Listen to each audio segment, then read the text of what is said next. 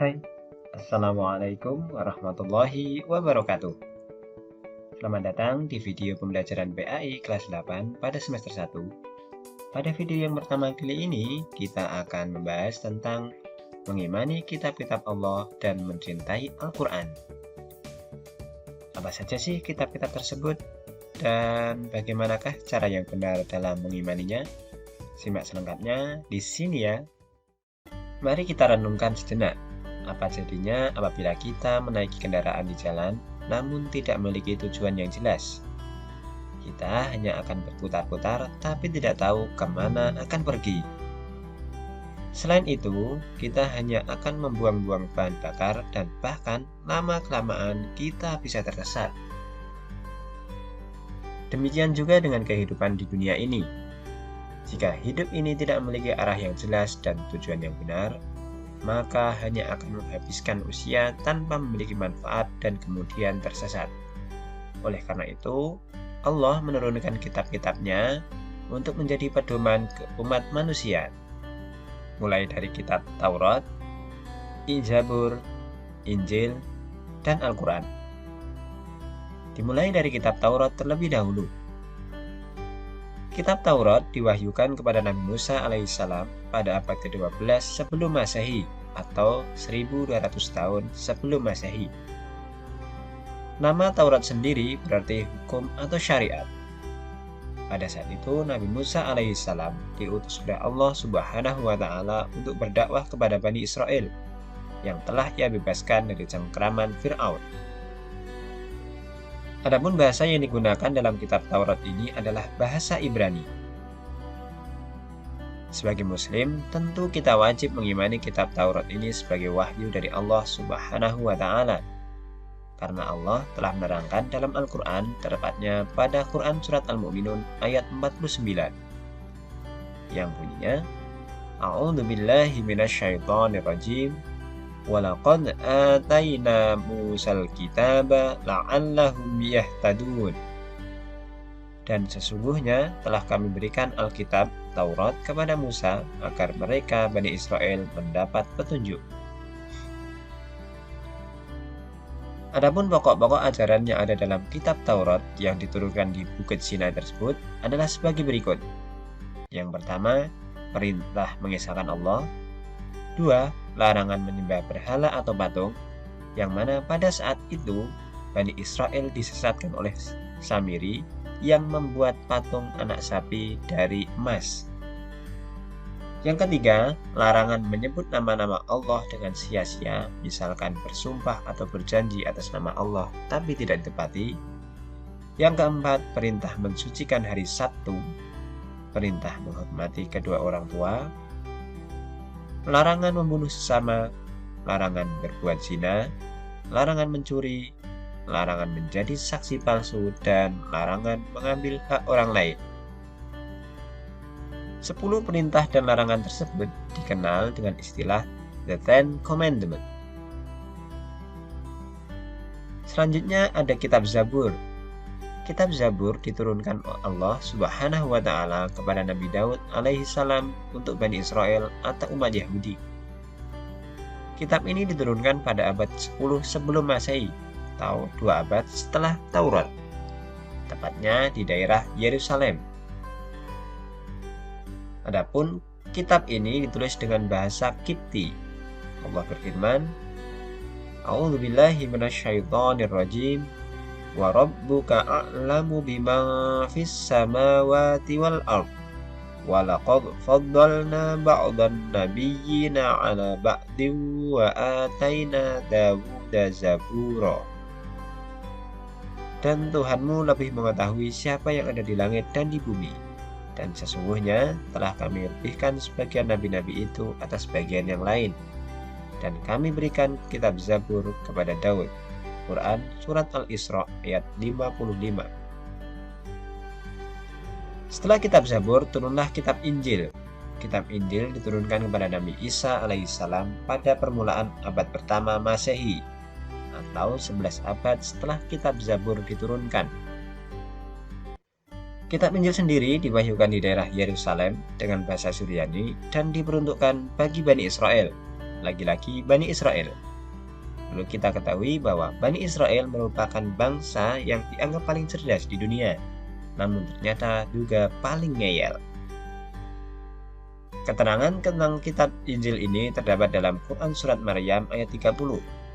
Allah berfirman, Qala inni abdullahi ataniyal kitaba wa ja'alani nabiyya. Berkatalah Isa, sesungguhnya aku ini hamba Allah. Dia memberiku Alkitab Injil dan dia menjadikan aku seorang nabi.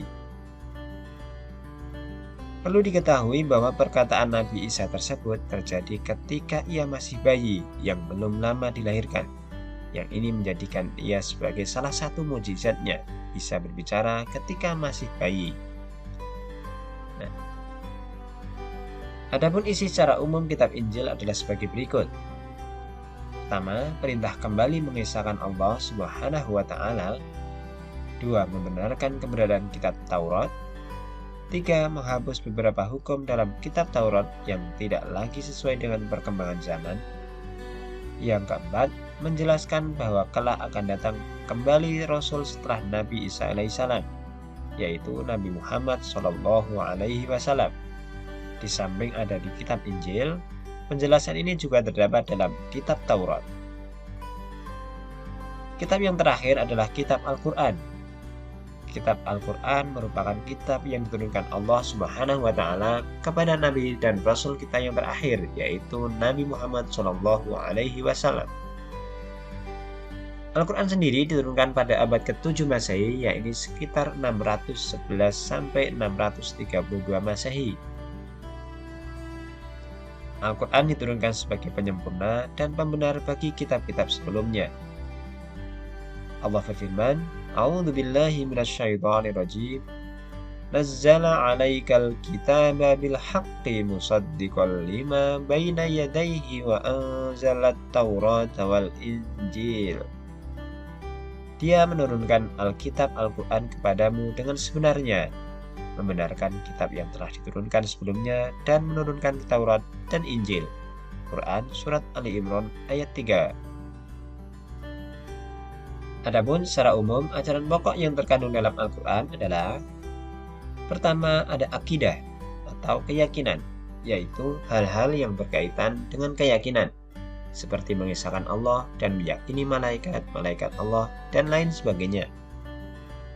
Yang kedua adalah akhlak atau budi pekerti, yaitu berkaitan dengan pembinaan akhlak mulia dan menghindari akhlak tercela.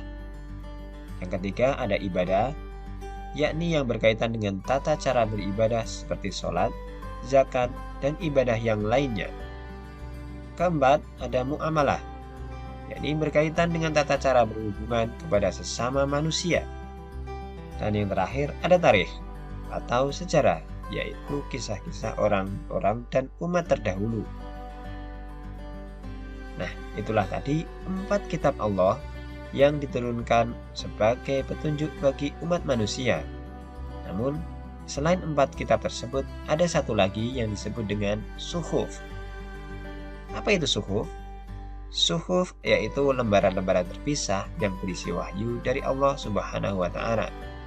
Suhuf memang tidak tertulis secara rinci dan juga setebal kitab yang 4 tadi, melainkan suhuf hanya berupa lembaran-lembaran yang isinya memang benar-benar wahyu dari Allah.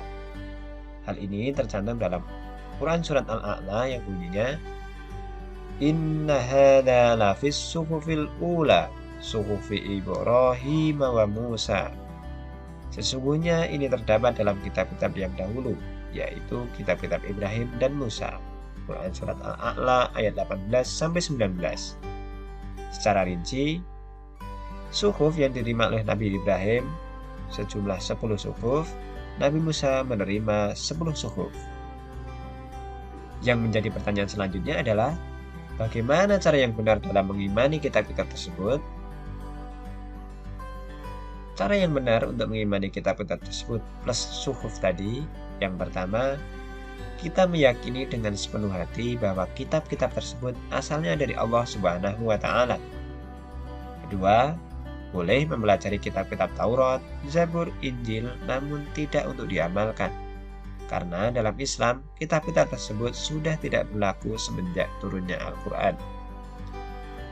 Yang ketiga, wajib bagi umat Islam untuk bisa membaca, mempelajari, dan mengamalkan isi dari Al-Quran. Karena ini adalah pedoman hidup dan arah tujuan kita di dunia ini. Yang keempat, meyakini bahwa Al-Quran terjaga kemuliaannya hingga akhir zaman atau kiamat. Allah berfirman, "Inna nahnu nazzalnal dzikra wa inna lahu lahafizun." Sesungguhnya kamilah yang menurunkan Al-Quran dan sesungguhnya kami benar-benar memeliharanya. Quran Surat Al-Hijr ayat 9.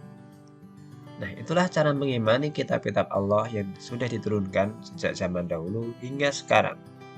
Semoga video kali ini memberikan manfaat untuk kita semua. Sampai jumpa di video berikutnya. Wassalamualaikum warahmatullahi wabarakatuh.